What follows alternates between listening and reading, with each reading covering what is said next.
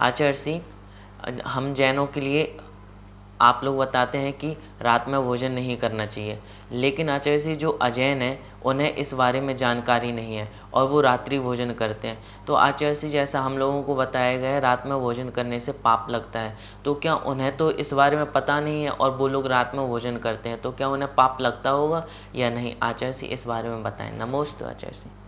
जैन आगम ग्रंथों में रात्रि भोजन निषेध है और इसका एकमात्र कारण है जीवों की हिंसा। क्योंकि जीवों की हिंसा जो है रात्रि में अधिक होती है, क्योंकि उत्पत्ति जीवों की बहुत हो जाती है। आप देखिए लाइट में कितने कीड़े आपको हो जाते दिखते हैं, लेकिन सूर्य के प्रकाश में वो कीड़े आपको दिखाई नहीं देते हैं और वो जो है उत्पत्ति भी उनकी लगभग बंद हो जाती है। इसलिए सूर्य के उदय होने के बाद ही भोजन करें और सूर्य अस्त के बाद उसको बंद कर दें। आपकी पेट की नाभि कमल भी इसी प्रकार से कार्य करती है, जिस प्रकार से कमल सूर्य के आने पर कमल खिलता है और सूर्य के जाने पर कमल बंद हो जाता है। ऐसे ही नाभि सिस्टम है कि जैसे सूर्य उदय होता है तो आपकी नाभि खुल जाती है और जैसे सूर्य अस्त होता है तो नाभि बंद हो जाती है। फिर इसके ऊपर जितना भी भोजन आप डालोगे तो वो पचेगा कम और काम बहुत टाइम लगेगा और जिससे वो सड़ेगा भोजन ज़्यादा। फिर वो कई प्रकार की गैस बनाएगा और जो गैसें हैं यहाँ वहाँ शरीर में जाने से दर्द प्रारंभ होगा, पीड़ा प्रारंभ होगी और बहुत दुख पैदा होगा। इसलिए रात्रि भोजन नहीं करना चाहिए, ये साइंटिफिक है जैन धर्म। अब अन्य धर्म की आपने बात की तो ये ध्यान रखें कि अन्य धर्म में बहुत जगह आया है, बहुत जगह आया। वहाँ तो ये तक लिखा हुआ है रात्रि में पानी पीना इसका मतलब है खून पीना, और रात्रि में एक कण दाना खाना इसका मतलब है मांस खाना। ऐसा मार्कंड आचार्य और बहुत सारे ऐसे आचार्यों ने जो हैं इस बात को लिखा है और बहुत उनके हिंदू ग्रंथों में लिखा हुआ है, पुराण ग्रंथों में लिखा हुआ है। रात्रि भोजन का निषेध हर धर्म में बोला गया है, ठीक है ना। जो हमारे आर्य संस्कृति के धर्म है उनकी बात मैं कह रहा हूँ, तो उन धर्मों में इसका निषेध लिखा गया है। वो साइंटिफिक है। क्यों?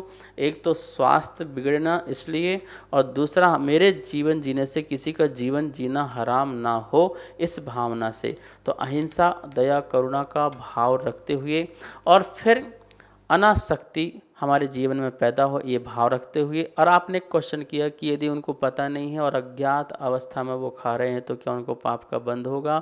बिल्कुल, ज्ञात और अज्ञात दोनों में ही कर्म का बंध होता है। ये बात अलग है, ज्ञात में ज़्यादा होता है और अज्ञात में कम, लेकिन पाप का बंध होता ही होता है, आश्रय होता ही होता है। क्योंकि अज्ञात में ज़्यादा पाप होता है, अज्ञात में अज्ञानता में हमें नहीं पता होने के कारण तत्संबंधी जो दोष लग रहे हैं, प्रमाद हो रहा है, उससे ज़्यादा पाप का बंध होता है।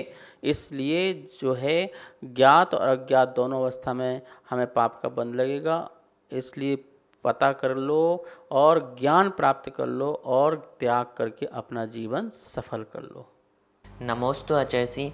सीताराम जी अयोध्या आपसे शंका कर रहे हैं, आचार्य हमारी जो आत्मा है उसका शरीर से क्या संबंध है? सुना जाता है हम जो भी कर्म करते हैं उसका यही फल भुगत लेते हैं, और देखने में भी आता है जो बुरे कर्म करता है उसका अंत बुरा होता है और जो भले कर्म करता है उसका अंत भी भला होता है। अगर यही सब कर्मों का हिसाब चुक जाता है तो आचार्य से हमें परलोक में क्या मिलता है? और अगर परलोक में हमें कुछ नहीं मिलता तो हमारा पुनर्जन्म भी कैसे सिद्ध हो सकता है? आचार्य से कृपया इस बारे में बताएं। नमोस्तु आचार्य। आत्मा और शरीर का संबंध जो है बहुत सुंदर विशापाहार स्तोत्र में हमारे धनंजय कवि ने बताया है और उन्होंने लिखा है किस प्रकार से दोनों का संबंध है। नाव और मल्ला की तरह। मल्ला नाव चलाने वाला और नाव, बोलिए नाव को कौन ले जाता है? मल्ला। तो मल्ला को कौन ले जाता है? नाव। दोनों एक दूसरे के कैसे हैं? पूरक हैं। बिना नाव के मल्ला उस पार नहीं जाता है और बिना मल्ला के नाव भी उस पार नहीं जाती है। ऐसे ही आत्मा और शरीर का जो है संसार में संबंध है। शरीर भी निमित्त है आत्मा के लिए और आत्मा भी निमित्त है शरीर के लिए। इस प्रकार दोनों एक दूसरे का उपकार करते हैं, दोनों एक दूसरे के सहयोगी हैं अपनी यात्रा को पूर्ण करने के लिए, ठीक है ना। अब ये बात रही कि आत्मा अच्छा करती है तो इस जन्म में फल मिल जाता है, और आत्मा बुरा करती है तो इस जन्म में फल मिल जाता है। देखिए, निश्चित नहीं है कि आप इस जन्म में करो फल वो इसी जन्म में ही मिल जाए। आप अच्छा करो तो अच्छा का फल इसी जन्म में मिल जाए ज़रूरी नहीं है, उसका फल अनेकों जन्मों में मिल सकता है। जैसे आपने तीर्थंकर प्रगति का बंध बांधा तो निश्चित ही इस भाव में तो फल मिलेगा नहीं, उसका तो जो है एक भाव छोड़ने के बाद ही जो है उसका फल मिलेगा। इस भाव को छोड़ के एक भाव और फिर उस भाव के बाद तीसरा जो भाव आना है उसमें उसका फल मिलना है। तो इसी प्रकार से कितनी ऐसी कर्म प्रगतियां हैं जिसका फल असंख्यात भावों में मिलता रहता है। तो अच्छा बुरे का फल उसी भाव में भी मिल सकता है। अब आधा काल पड़ जाने के बाद, पूरा हो जाने के बाद आपको फल मिल सकता है, हो सके तो उसका फल अगले भाव में। तो ये जब अगले भाव मिलता है तो ये पुनर्जन्म भी जो है सिद्ध होता है।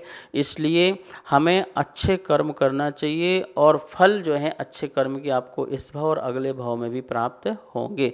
रही बात पुनर्जन्म की, तो पुनर्जन्म की व्यवस्था जो है वो बिल्कुल नैसर्गिक व्यवस्था है, और ये व्यवस्था सात्विक व्यवस्था है और शाश्वत व्यवस्था है। इस बात को हमें ध्यान रखना है।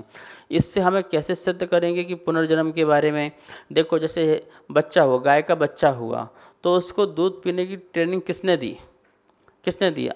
आपका बालक हुआ तो माँ ने उसको दूध पीने की ट्रेनिंग दी क्या, कि ऐसे मुंह चलाना है, स्तन से ही दूध पीना है? उसे तो कुछ नहीं पता ना भैया। उसको पता है पूर्व जन्म के संस्कार, जन्म जन्मांतर के संस्कार हैं आदमी को भोगों को भोगने की, अपने जीवन को जीने की, उसके जीव के अंदर ये भाव रहते हैं और पूर्व संस्कार हैं। तो पूर्व संस्कार के बल से बच्चा पैदा हुआ गाय का, और वो छोटा बच्चा माँ के दूध पीने के लिए चला जाता है, थन के पास पहुँच जाता, माँ नहीं पहुँचाती, बच्चा स्वयं वहाँ तक पहुँच जाता है और दूध पीने लग जाता है। ये कहाँ से सीखा? ये संस्कार पूर्व भाव के, इसका मतलब पूर्व जन्म होता है। और यही उदाहरण जो गाय और बच्चे का है अकलंक देव ने अपने शास्त्रों में दिया है। इससे सिद्ध होता है कि पुनर्जन्म होता है, इसलिए अच्छे कार्य करो और अच्छा फल आपको मिले। नमोस्तु आचार्य जी। सरिता जैन जबलपुर आपसे संग्रह कर रही हैं। आचार्य जी, महावीर जयंती के दिन हमने अपने बच्चे को कपड़े उतार के महावीर के जैसा बनाया, तो आचार्य जी महिलाओं ने कहा कि यह तुम्हारे दोस्त का कार्य है और आपको बहुत दोष लगा। तो क्या आचार्य जी सचमुच हमें इस कार्य से दोष लगा? कृपया बताएं। नमोस्तु आचार्य जी। देखिए, खेल खेल में धर्म हो सकता है, पर धर्म में कभी भी खेल नहीं हो सकता है। धर्म में खेल का मतलब जैसे मुनि बन जाएं, और मुनि बन करके मैं धर्म का खिलवाड़ करूं तो बहुत बड़ा पाप कहलाता है। लेकिन खेल खेल में धर्म तो हो सकता है। यदि इस प्रकार से यदि आपने कार्य किया है तो ये अनुचित बिल्कुल भी नहीं है और कोई पाप का बंध नहीं है। आपका उद्देश्य वहाँ पर खिलवाड़ करने का नहीं है, धर्म प्रभावना का उद्देश्य है। छोटे नन्हे मुन्ने बच्चे इस प्रकार से कार्य करते हैं तो धर्म की प्रभावना होती है। इसे कोई पाप का बंध किसी को होने वाला नहीं है, और ना ही इस प्रकार से कोई विचार अपने दे कि आपने पाप कर लिया है। आप खूब अभिनय करें और धर्म की प्रभावना करें, मर्यादित रूप से करें, कोई दिक्कत नहीं है, क्योंकि आपका भावना वहाँ धर्म प्रभावना का है, कोई खिलवाड़ करने का नहीं है। कोई भेष धारण करके खिलवाड़ करे तो निश्चित ही वो पापी है, और वह इसका जो फल है वो नियम से भोगेगा। इसलिए धर्म में खिलवाड़ नहीं, खेल खेल में धर्म हो, कहीं कोई दिक्कत नहीं। सभी को सादर जय जिनेंद्र। आप नित्य आगम धारा संकट समाधान पूज्य गुरुदेव के मुखारबिंद से सुन रहे हैं और अपनी शंकाओं का आगम के अनुसार समाधान पा रहे हैं। और पूज्य गुरुदेव की 6 डाला की पाठशाला भी आप आदिनाथ टीवी चैनल के माध्यम से नित्य देख रहे हैं और घर बैठे स्वाध्याय कर रहे हैं। अगर आपको पाठशाला संबंधित कोई भी शंका आपके मन में उत्पन्न हो रही है तो आप हमें नीचे दिए गए नंबर पर भेज सकते हैं, और अन्य सभी शंकाएं हमें भेज सकते हैं, और आपको उन शंकाओं का आगम के अनुसार समाधान प्राप्त होगा पूज्य गुरुदेव के मुखारविंद से और आदिनाथ टीवी चैनल के माध्यम से।